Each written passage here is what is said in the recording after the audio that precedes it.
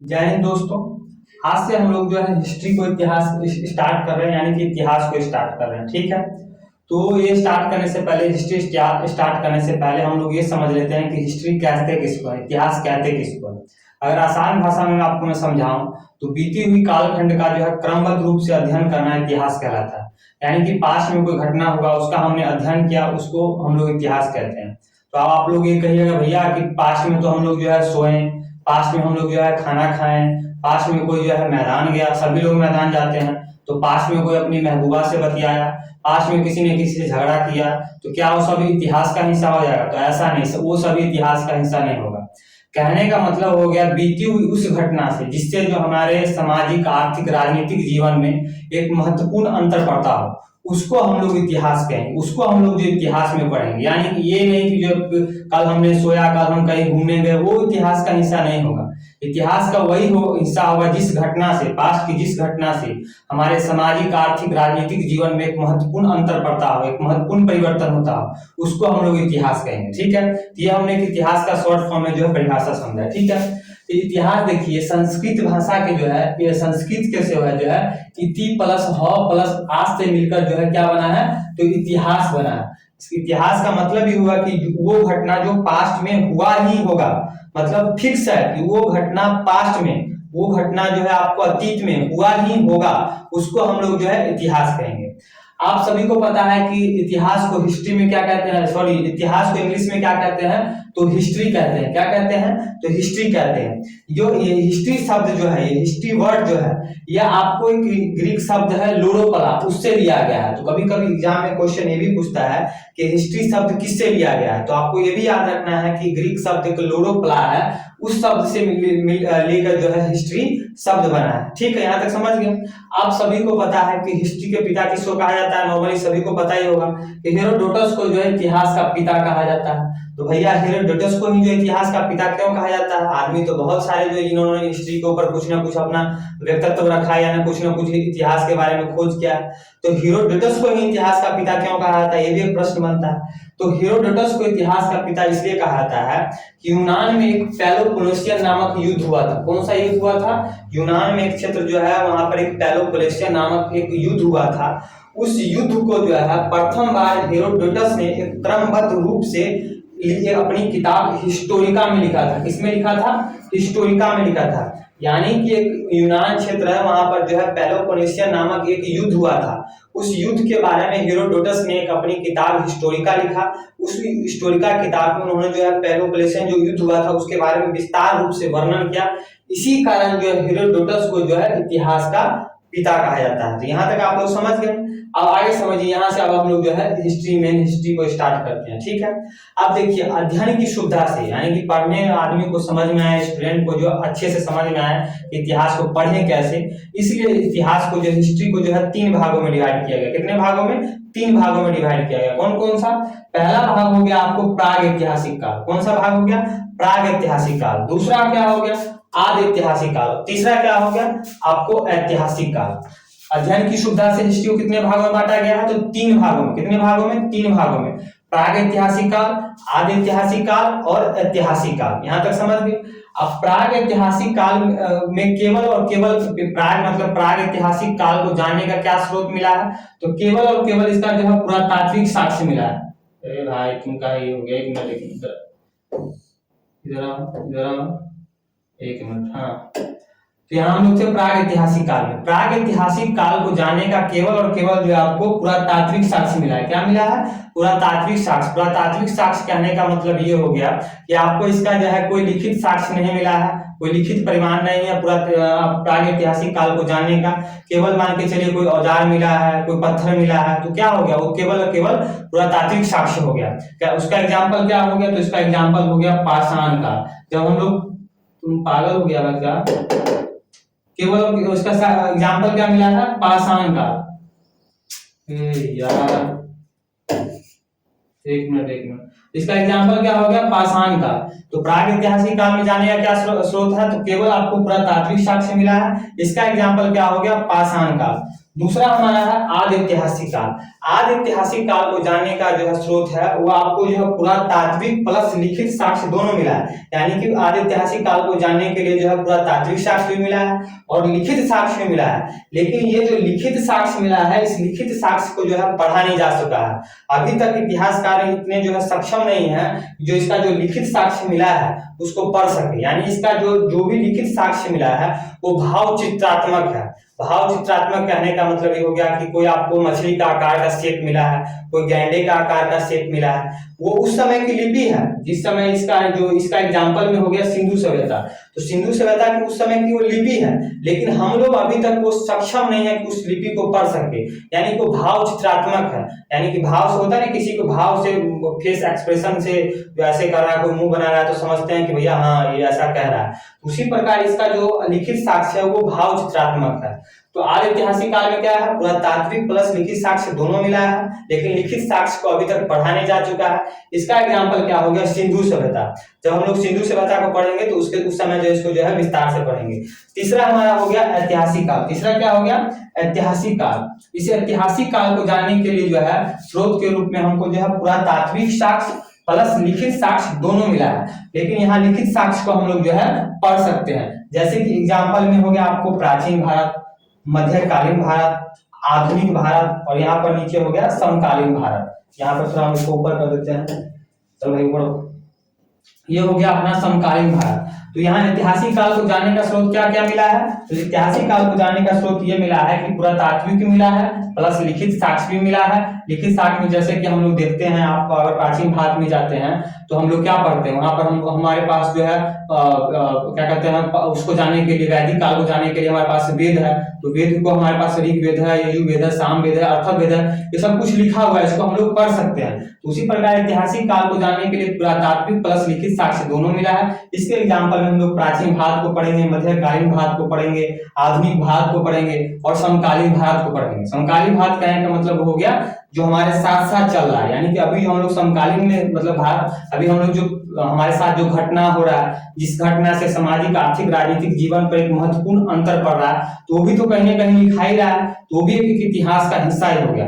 तो समकालीन भारत को भी हम लोग साथ साथ में जो पढ़ेंगे। तो यहाँ आपने जो है इतिहास को जो थोड़ा सा डेफिनेशन समझा, इतिहास क्या है, इतिहास को कितने भागों में बांटा गया है, 3 भागों में बांटा गया है, कौन कौन सा, प्रागैतिहासिक काल, आदि ऐतिहासिक काल और ऐतिहासिक काल। तो अब हम कहां से स्टार्ट करेंगे, तो हम लोग स्टार्ट करेंगे प्रागैतिहासिक काल से। प्रागैतिहासिक काल में एग्जांपल मैंने आपको क्या बताया, तो पाषाण काल। तो हम लोग सबसे पहले आज प्रागैतिहासिक काल को स्टार्ट करेंगे, इस पाषाण काल को खत्म करेंगे। पाषाण काल जैसे ही खत्म होगा उसके बाद हम लोग जो आदि ऐतिहासिक काल को स्टार्ट करेंगे। आदि ऐतिहासिक काल में हमारा एक ही टॉपिक है, कौन सा, सिंधु सभ्यता। सिंधु सभ्यता को अच्छे से कंप्लीट कर लेंगे और फिर हम लोग किसमें घुस जाएंगे, ऐतिहासिक काल में। और ऐतिहासिक काल को हम लोग जो क्रमबद्ध रूप से प्राचीन भारत, मध्यकालीन भारत, आधुनिक भारत, समकालीन भारत को खत्म करते हुए हिस्ट्री को जो अच्छे से एकदम यूट्यूब पर फ्री में दनादन जो है कंप्लीट कर देंगे। तो चलिए हम लोग जो किसको स्टार्ट करते हैं, पाषाण काल को स्टार्ट करते हैं। माइक का है क्या भाई, तो हम लोग जो है पाषाण काल को स्टार्ट करते हैं, ठीक है। तो ये हो गया हमारा पाषाण काल। अब देखिए ये हो गया, क्या हो गया हमारा पाषाण काल। अब पाषाण काल को भी जो है अध्ययन की सुविधा से, यानी जो हमको पढ़ने में समझ में आया, अच्छे से समझ में आया कि पाषाण काल भी एक लंबा पीरियड रहा था। तो उस पीरियड में जो है कुछ घटना पहले हुई होगी, कुछ घटना वही घटना बीच में जाके चेंज हो गया होगा। तो उस सबको अच्छे से समझने के लिए जो है पाषाण काल को भी जो है 3 भागों में बांट दिया गया। कितने भागों में, तो 3 भागों में। आपको याद रखना है कि कुछ जगह पाषाण काल कितने भागों में बांटा गया है, तो 3 भागों में। कौन कौन सा, पहला भाग हो गया पूरा पाषाण काल, दूसरा भाग हो गया मध्य पाषाण काल और तीसरा काल हो गया आपको यहाँ पर नव पाषाण काल। पाषाण काल को कितने भागों में बांटा गया है, 3 भागों में। कौन कौन सा, पूरा पाषाण काल, मध्य पाषाण काल और यहाँ पर हो गया अपना नव पाषाण काल। अब देखिए पूरा पाषाण काल, ये पूरा पाषाण काल का जो टाइम पीरियड है आपको 25 लाख बीसी से 12,000 बीसी तक। कितना, 25 लाख बीसी से 12,000 बीसी तक। अब ये जो टाइम पीरियड है, ये टाइम पीरियड आपको अलग अलग राइटर का बुक पढ़िएगा तो ये अलग अलग वहां पर लिखा हो सकता है। कोई राइटर इसको कुछ लिखेगा, कोई राइटर इसको कुछ लिखेगा। ये इसलिए ऐसा है कि मैंने आपको इससे पहले बताया कि पाषाण काल का कोई लिखित साक्ष्य नहीं मिला है, उसका केवल और केवल आपको यहाँ मैंने पीछे बताया, यहाँ पर देखिए इसका क्या, केवल और केवल पुरातात्विक साक्ष्य मिला है।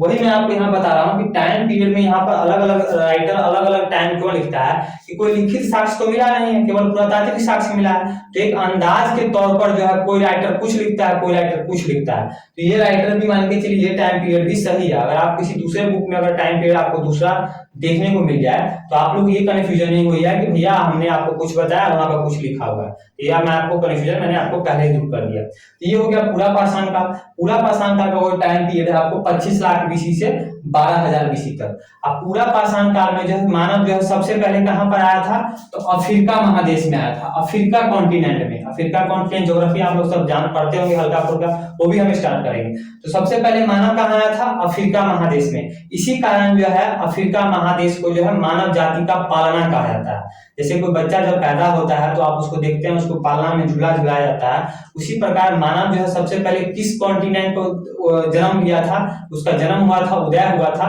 तो अफ्रीका कॉन्टिनेंट पर। इसी कारण अफ्रीका कॉन्टिनेंट को जो है मानव जाति का पालना कहा जाता है। लेकिन मानव सभ्य कहां हुआ था, तो सबसे पहले मानव जो है एशिया कॉन्टिनेंट पर, यानी कि हम जिस कॉन्टिनेंट में, भारत जिस कॉन्टिनेंट में है, भारत एशिया महादेश में है, तो एशिया महादेश में आकर मानव सभ्य हुआ था। लेकिन मानव जो है उत्पन्न कहां हुआ था, तो अफ्रीका महादेश में। किस काल में, पूरा पाषाण काल में। अब इस काल में जो मानव जो है खाना बदोश था।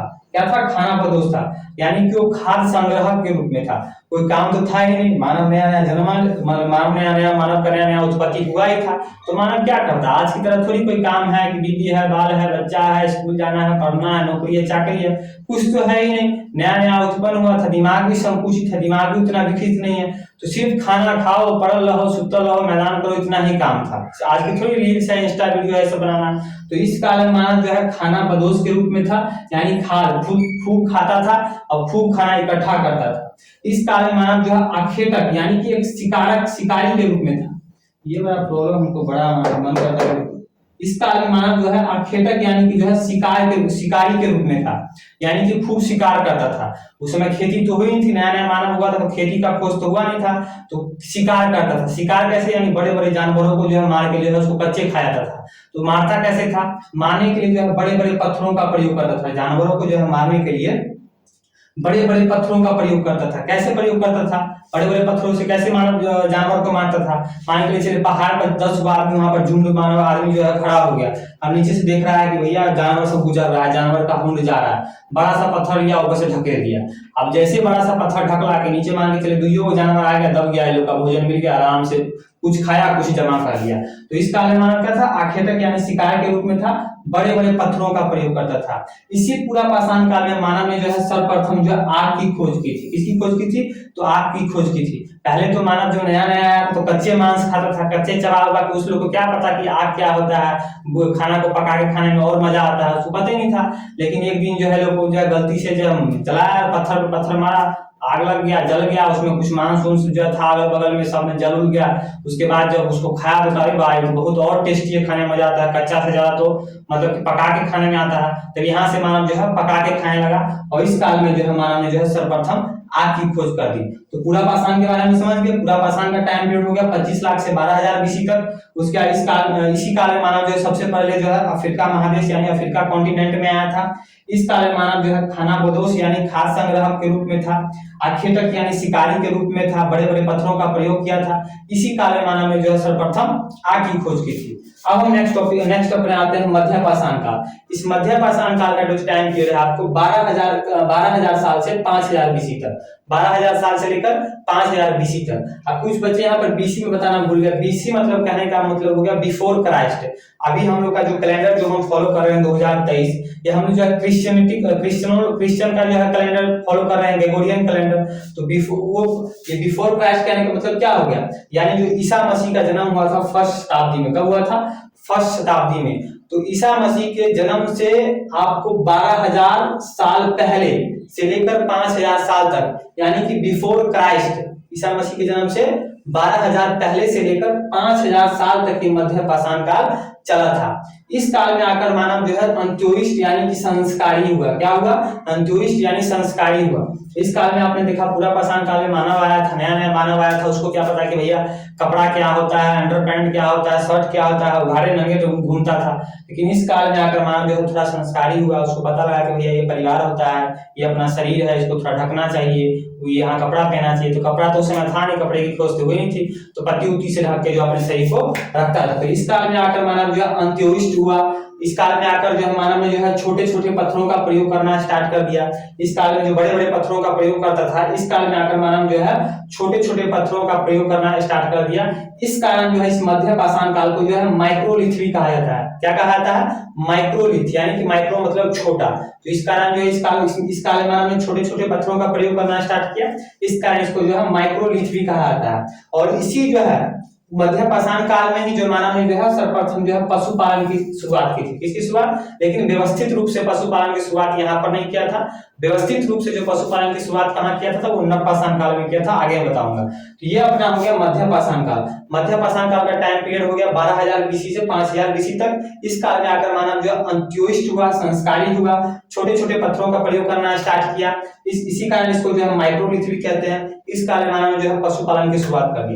नेक्स्ट हमारा आता है कौन सा? नवपाषाण काल। इस नवपाषाण काल का जो टाइम पीरियड था आपको 5,000 बीसी से जो है 3,000 बीसी तक। अब इस काल में आकर क्या हुआ? नवपाषाण काल में आपको जो एक जो दो कबीला है, जो आदमियों का जो कबीला था, मानव का जो कबीला था, वो आपको मध्य एशिया के क्षेत्र में था, मिडिल ईस्ट में। मिडिल ईस्ट क्या है? आप लोग जो मैप पर देखिएगा वहां पर आपको बीच वाला क्षेत्र में मिडिल ईस्ट कहलाता है। तो मध्य एशिया के क्षेत्र में आपको क्या हो गया? दो कबीलाओं के बीच में युद्ध हो गया।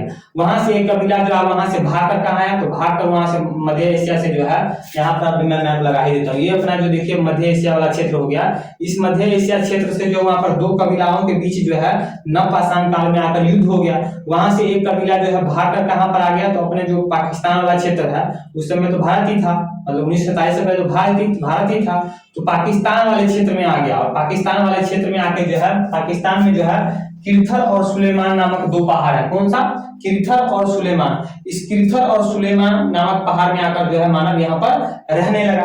तब जब किरथर और सुलेमान नामक आकर पहाड़ के वाले आके क्षेत्र में रहने लगा, तो भाई वहां तो मानव को पहले जो है मध्य एशिया वाले क्षेत्र में जो है जानवर जो है खाते थे मार के। लेकिन इस क्षेत्र में जब मानव आए तो पाकिस्तान वाले क्षेत्र में किरथर और सुलेमान नामक पहाड़ में, तो यहाँ लोगों को होने लगी जानवर की कमी। जानवर की जब कमी होने लगी तो भैया खाएं क्या? तो खाने के लिए तो आप कुछ करना पड़ा। तो यहाँ पर आकर मानव जो है सर्वप्रथम गेहूं की खेती कर दिया। किस कर दिया? सर्वप्रथम गेहूं की खेती किया। क्या किया? गेहूं की खेती किया। अब जब भैया यहाँ पर मानव ने खेती कर दिया, तो सर्वप्रथम मानव इस काल में आकर अस्थायी आवास बनाकर रहने लगा। क्या बनाकर रहने लगा? अस्थायी आवास। जैसे ही आप खेती करेगा, तो खेती तो भाई है नहीं, खेती करके खेती को छोड़ दिए। भाई जानवर है, जानवर से खेती की सुरक्षा भी करनी है, तो सुरक्षा कैसे करेंगे? जब तक हम अपने उस खेत के आसपास रहेंगे नहीं, तो सुरक्षा कैसे करेंगे? इसी कारण मानव ने जो है नवपाषाण काल में आकर जो है अस्थायी आवास बनाकर रहने लगा। इस काल से पहले मानव जो है कबीला घूमता रहता, कभी यहाँ पर रहा, कभी वहां पर रहा, कभी इधर रहा। लेकिन इस काल में आकर मानव ने क्या किया? खेती का खोज कर दिया। अब जैसे ही खेती किया तो भैया वहां पर उसको रहना पड़ेगा। इसी कारण मानव जो इस काल में अस्थायी आवास बनाकर रहने लगा। अब इसी काल में आकर मानव जो है सर्वप्रथम जो कुत्ता को अपना पालतू जानवर बनाया। किसको?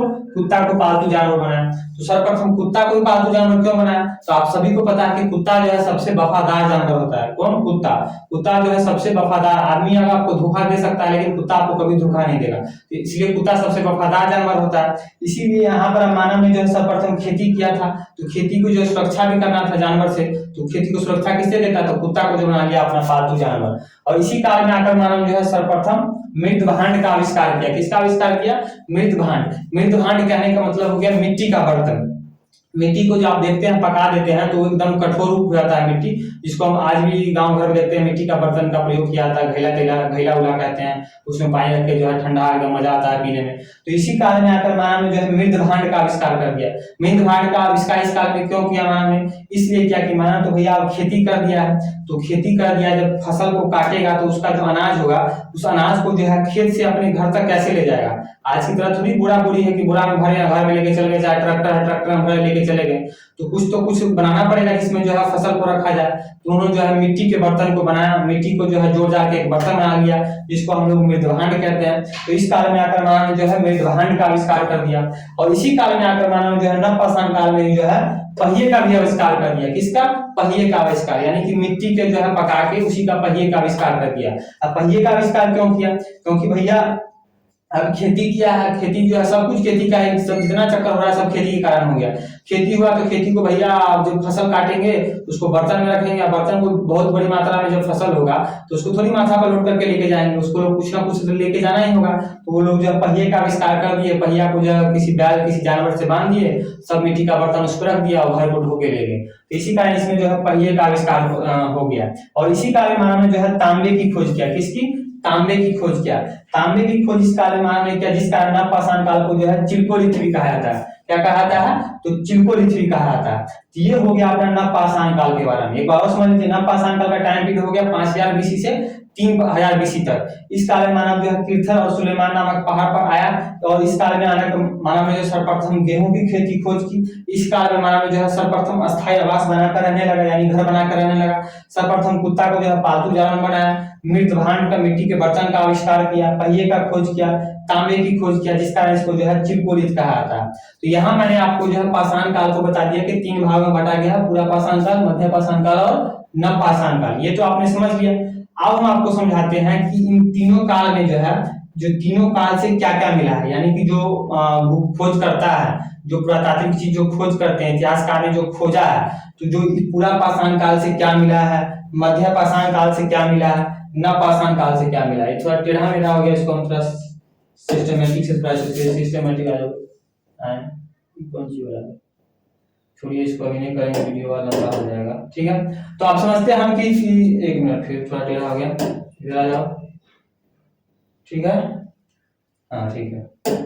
आप समझिए कि अब तीनों काल से जो है खोज में क्या क्या मिला है। देखिए, मद्रास का एक जगह है पल्लवरन। कौन सा जगह है? पल्लवरन। मद्रास का यानी कि मतलब हो गया तमिलनाडु का जो है पुराना नाम मद्रास था। ठीक है, तो तमिलनाडु यानी कि मद्रास कह लीजिए, मद्रास के नीचे एक क्षेत्र है पल्लवरन जगह। उस पल्लवरन से जो है मानव खोपड़ी का साक्ष्य मिला है, यानी कि हमारा जो खोपड़ी होता है उस खोपड़ी का साक्ष्य मिला है। वो किस काल का है? तो वो पूरा पाषाण काल का। देखिए जो मैंने नीचे लिखा है, यानी कि इसके नीचे इस जो यह है इस काल का है, इसके नीचे यह है वो इस काल का है, जो इसके नीचे है वो इस काल का है। तो मानव खोपड़ी का जो साक्ष्य मिला है मद्रास के पल्लवरन से, तो किस काल का है? तो पूरा पाषाण काल का। एग्जाम में क्वेश्चन पूछता है कि मानव खोपड़ी का साक्ष्य सर्वप्रथम पल्लवरन से मिला है, इसका जो है किस काल खंड से संबंध है? डाल देगा ऑप्शन पूरा पाषाण काल, मध्य पाषाण, नवपाषाण काल। इसलिए सबको अच्छे से समझ लीजिए। तो मानव खोपड़ी का साक्ष्य कहां से मिला है? मद्रास के जो है पल्लवरन से मिला है। एमपी के जो है एमपी यानी कि मध्य प्रदेश में एक जगह है भीमबेटका। कौन सी जगह है? भीमबेटका। उस भीमबेटका जगह से जो है चित्रकला का साक्ष्य मिला है। किसका मिला है? चित्रकला का साक्ष्य मिला है। ये चित्रकला, इसका संबंध किस काल से है? तो पूरा पाषाण काल से।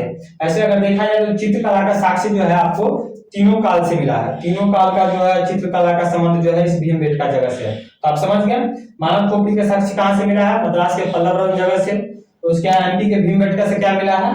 चित्रकला का साक्ष्य मिला। अब हम आते हैं मध्य पाषाण काल से क्या क्या मिला है। मध्य पाषाण काल में जो है राजस्थान की एक जगह है बागोड़, और एमपी का एक जगह है आजमगढ़। कौन सा? एमपी का एक जगह है आजमगढ़, यूपी का आजमगढ़ नहीं, राजस्थान का बागोड़ और एमपी का आजमगढ़। वहां से जो है पशुपालन का साक्ष्य मिला है। क्या मिला है? पशुपालन का साक्ष्य मिला है। उसी प्रकार एक जगह है यूपी का, एक जगह है दमदमा। कौन सा? दमदमा।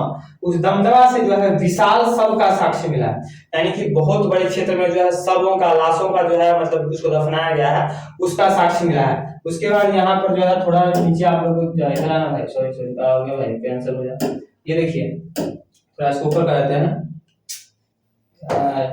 यार। यूपी का एक जगह है महादहा। कौन सा? यूपी का एक जगह है महादहा। महादहा से जो है आपको हड्डी के औजार का साक्ष्य मिला है।